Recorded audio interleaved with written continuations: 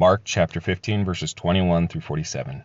They compelled one passing by, coming from the country, Simon of Cyrene, the father of Alexander and Rufus, to go with them, that he might bear his cross. They brought him to a place called Golgotha, which is being interpreted the place of a skull. They offered him wine mixed with myrrh to drink, but he didn't take it. Crucifying him, they parted his garments among them, casting lots on them what each would take. It was the third hour when they crucified him. The subscription of his accusation was written over him, "The King of the Jews." With him they crucified two robbers, one on his right hand and one on his left. The scripture was fulfilled which says, "He was counted with transgressors." Those who passed by blasphemed him, wagging their heads and saying, "Ha, you who destroyed the temple and built it in 3 days, save yourself and come down from the cross." Likewise also the chief priests, mocking them among themselves with the scribes, said, "He saved others, he can't save himself. Let the Christ, the King of Israel, now come down from the cross, that we may see and believe him." Those who were crucified with him also insulted him.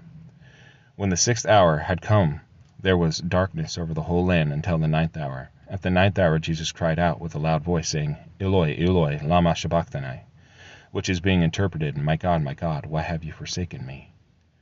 Some of those who stood by when they heard it said, "Behold, he is calling to Elijah." One ran, and filling a sponge full of vinegar, put it on a reed, and gave it to him to drink, saying, "Let him be. Let's see whether Elijah comes to take him down." Jesus cried out with a loud voice and gave up the spirit. The veil of the temple was torn in two from the top to the bottom.